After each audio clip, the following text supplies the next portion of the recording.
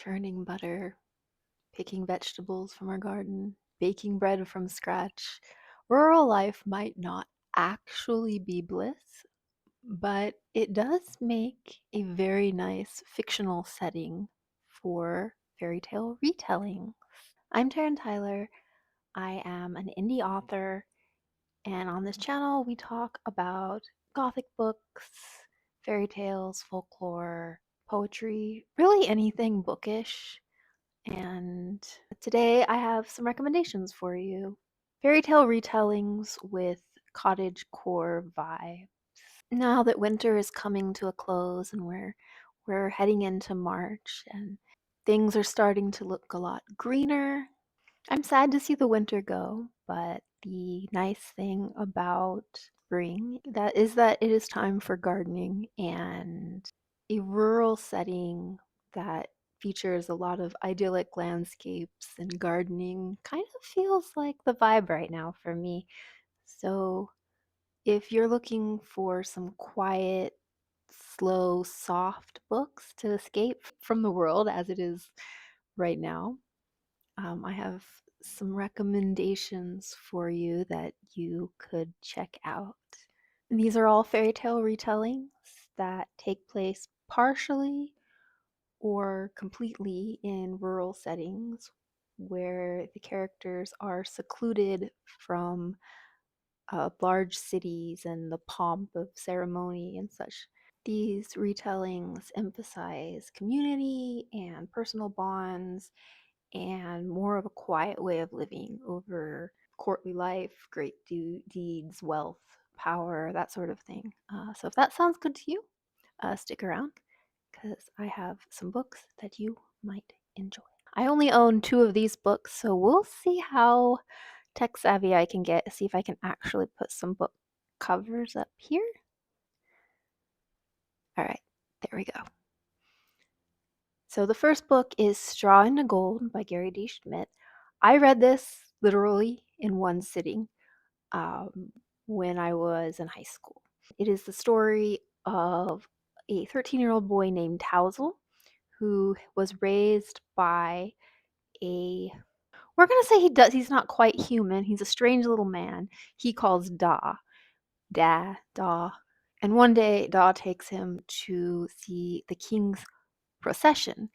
And he's very excited. He barely leaves his cozy little cottage full of oatmeal and hot apple cider. So he's really excited to go to the city and see the king.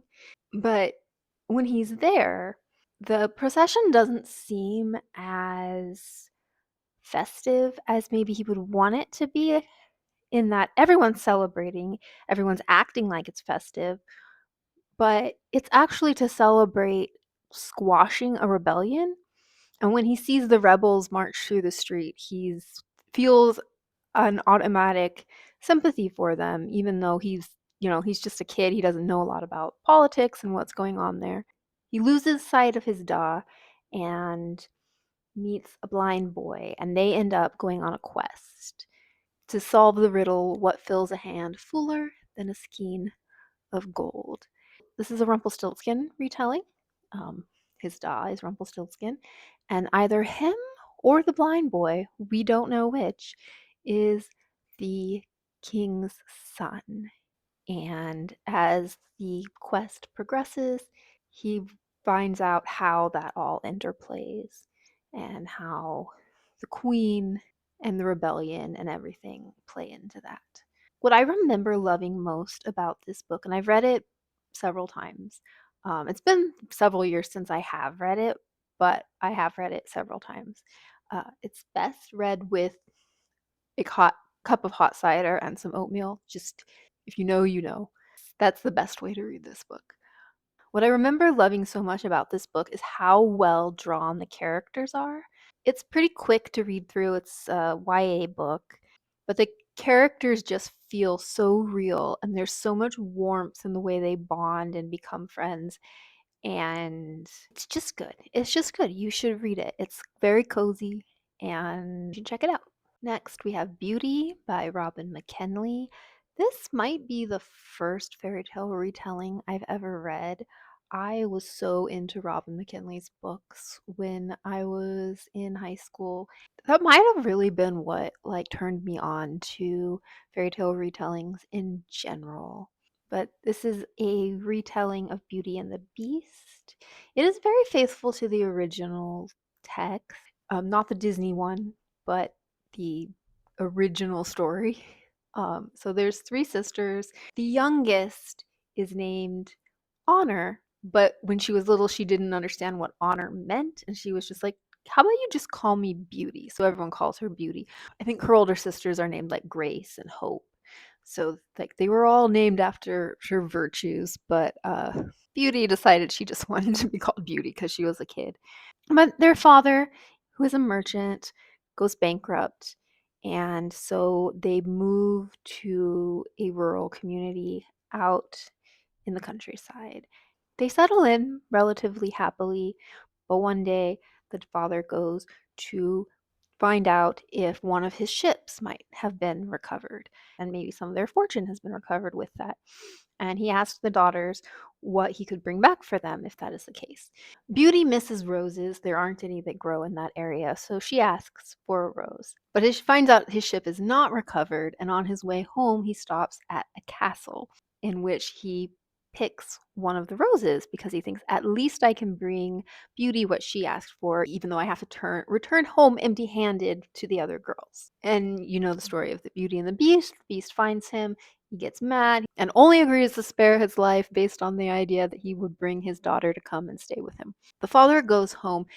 In this story, he does not intend to send Beauty out.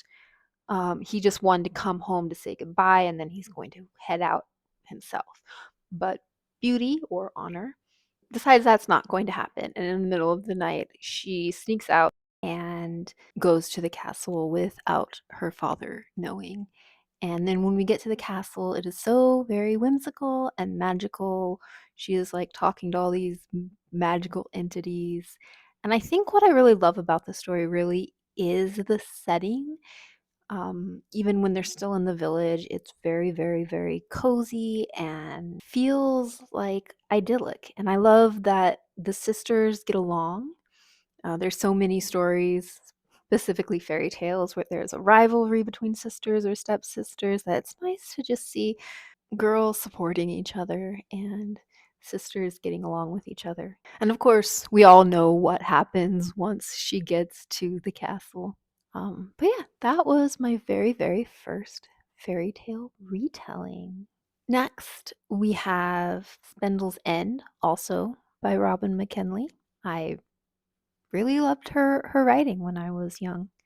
This is a retelling of Sleeping Beauty, and it has two points of view. The first half of the story is told from an apprentice fairy who goes to the princess's birth and witnesses her being cursed and agrees to take the child home. And the second half of the story is told from the point of view of Rosie, who is the princess. She has no idea that she is a princess, at least for the majority of the story.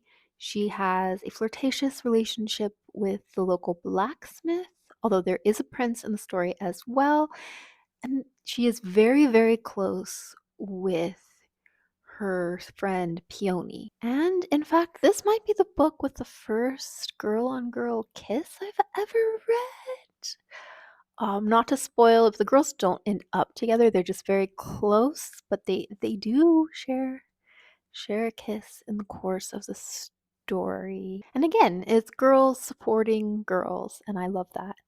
Again, it feels very whimsical. I believe the story opens with like there was so much magic you could see like the dust coming off, like it was in the dust or something like that.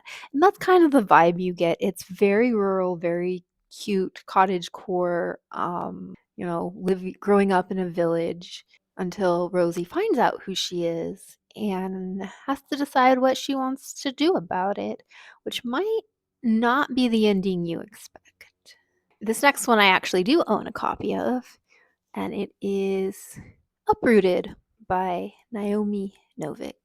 I feel like Naomi Novik is in a lot of ways the new Robin McKinley. Her books have a similar vibe, and she does revisit fairy tales frequently. This is not necessarily a specific fairy tale, but it has such a fairy tale feel, and it does have the dragon, princess and the dragon trope, which like isn't a specific fairy tale, but it is a motif from old stories like George and the Dragon, etc. But of course, in this version, the dragon is not an evil beast, but a hot wizard who just calls himself the dragon. Every so many years, this wizard called the dragon picks a girl from the village to take to his tower, and she is released after a certain amount of time, but normally she doesn't go home. She ends up going to the city. And the main character, Agnieszka, expects her best friend to be chosen because he usually chooses, the prettiest, the most talented, the best one. But instead, he chooses her.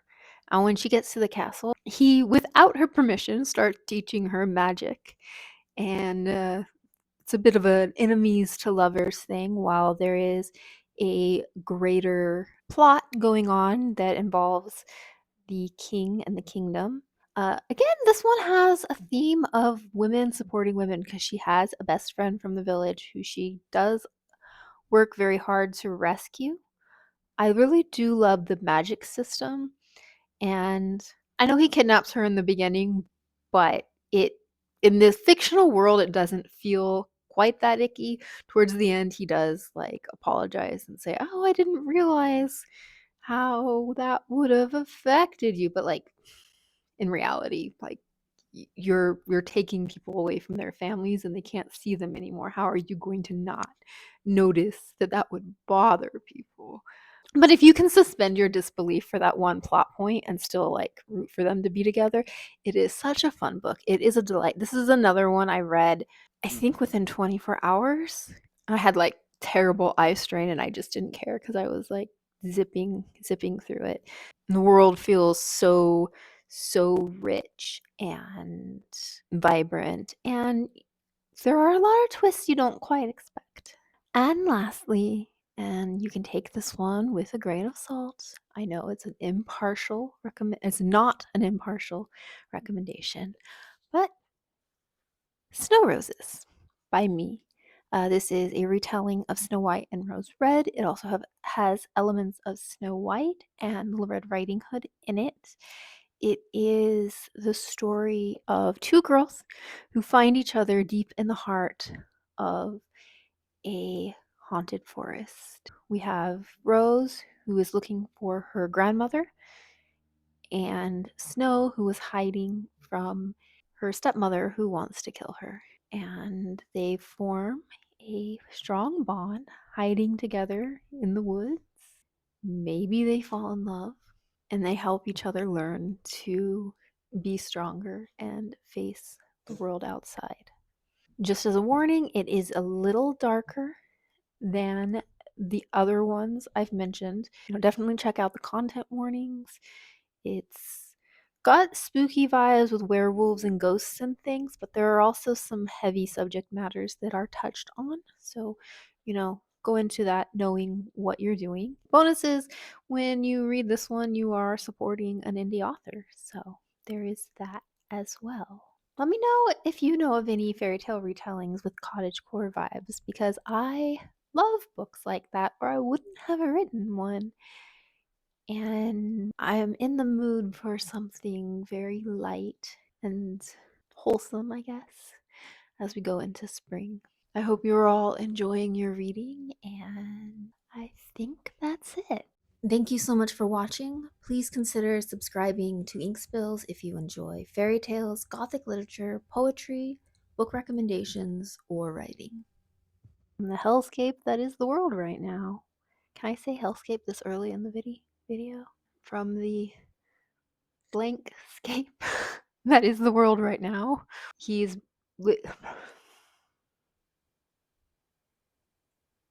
focus on these characters' values is generally, oh, that's not right.